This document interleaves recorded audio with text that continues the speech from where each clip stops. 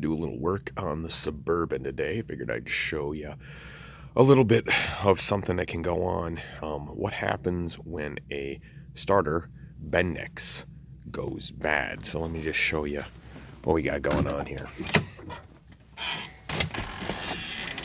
Hop in here. We're going to hit this key. And you'll listen. Spin, grind. Spin, grind. Alright, so that can start off, and what it started off on this one was it started off as a grinding when the starter would engage, but no spinning of the engine, no cranking. So it kind of sounds like you got a flywheel that's got missing teeth or something on it. But I pulled the inspection cover off on this because this has a 4L80E. So it's got the big inspection cover you can pull off and look right at the flywheel. And you can see the flywheel's fine. So then this progressed, has gotten worse and worse.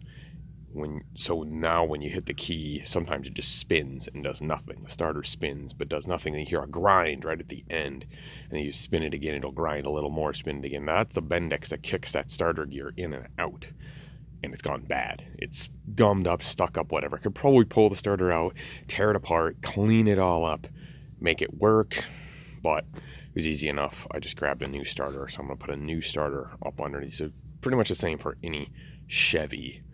And other cars too, but Chevys, especially Chevy V8s, this happens to have the 454 in it. Works the same in the 350s and the newer ones too. They all have the same type of a starter on them. So we'll show you that as we get going. Alrighty, so here's our new starter. Of course, priority number one, I went ahead and pulled the cables off my quick disconnect there on the old positive side, because you don't want to be welding any part of the positive cable here. You know, when you're dropping this down out of there, you don't want to be welding anything to the frame. It's not good. Chevy makes their starters real easy on these. They've got 2 bolts and they go in from the bottom straight up, so you can just lay underneath it if you happen to have something big enough to just slide under there like I do. I'm just gonna get the old sled, the winter creeper, and slide on under there from the side and drop that starter out of there. This positive connection cable here is a 13. This here is a 5/16. You can use standard size too. They're really pretty close. I grabbed what was handy. I've got equal sets of both. The metrics were handy, so I grabbed those. So I'm going to grab that old starter, pulling it out of there. I'll show you where it's at, and I'll show you what it looks like when I get it out of there. We might be able to see on the old one, but this is the starter gear that kicks in and out here. There's a Bendix in there that throws her out. When you put the power to it, it just shoots it this way. And it's worn out. No, this is a reman unit, and I can tell because, you know, that gear, she definitely isn't a new one. That's for sure. She's got some wear. Didn't take a look at that. Well, hopefully it lasts.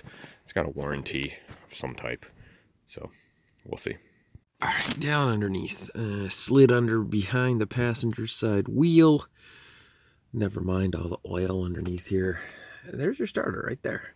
So then there's your oil pan, right?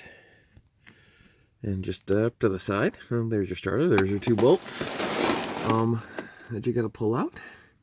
And then up on top of it, there's going to be your main battery cable, and there's going to be that solenoid wire that you're going to have to do. And those are easier to get at, obviously, once the starter is down. So I will pull that, carefully lower it out, and then pull those other 2 off and get it out of here. So that's kind of where it's at. Get it out, take a look at it.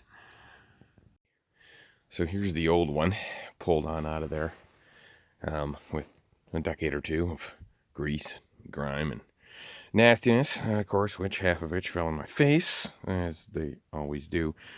Here's the starter gear. I don't know if you can see that in there, but right there's like a chunk knocked off that tooth.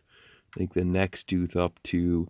And if you play with this in here, this is the Bendix part. When the starter engages, it kicks it out this way. Right? When you apply, and when the engine starts and it goes the other way, it kicks it back in. So when it spins backwards, it kicks in. Well, this thing is, you see this, it's hard to do with one hand, but it's super. I mean, I should not have this much play slot. It's basically just really super worn out. If you look, here's a brand new one, right? I cannot move it around like that. I can spin it backwards a little bit if I push on it really hard. But as far as pulling it out or getting it to come out with just a pick, it's not going to happen. Like, it's tight. So this one is just like I thought. It's completely. So if you get a starter, you're hitting the key and it's grinding, it maybe you chip some teeth off of the flywheel, which is what I thought, because this one would do it occasionally for the last couple of years. Yeah, I thought the flywheel probably had some bad spots on a spot or two with missing teeth. When it started doing it consistently, you just hit the key and all you get is grind, grind, grind, and then it would engage and start. So if it engages at some point when it's been grinding, well, obviously that part of the flywheel has teeth, because otherwise it would just grind and it would never crank the engine. So that led me to believe that was not engaging. Basically, when you're hitting the starter and it's supposed to throw it out into the flywheel teeth here like this, when the starter spins, it's supposed to come all the way out here. So it engages a flywheel, which is right here. It wasn't. It was only coming out till it hit the edge of the flywheel. And then it would just grind on the edge. It didn't have enough force left in the dogs that engage this to push it through into the teeth. And it would do it every once in a while, and then it got worse and worse. And so that's kind of the solution. I will throw this brand new one up in there. And also, these bolts were not 15 millimeter bolts. They were 9/16 and or 14 millimeter. I don't discriminate. You can use whatever you want, but that's what these bolts were going up that held it in. There were 9/16 bolts. So we'll get that thrown in and I'll show you it fire up. All right. Got the new one installed. And when I say a pound of grease, I'm not kidding you. I mean, would you look at all that nastiness falling in my face, getting in my teeth. Safety squints weren't doing quite the job they should. Now I got the old one back in this here box, and we're just gonna take that back right where we got it. Value Craft. Yeah, it's $25 right there. So we're taking that back for the core charge. Let's see how we do here. I'll jump in here real quick and listen to her bark. Hopefully. Oh, shush. Oh, look at that. Just like she should be. So, there you go. No more grinding. No more spinning. All right. Right back to life again. So, anyways, hope you find it helpful. That's a little troubleshooting tip for you.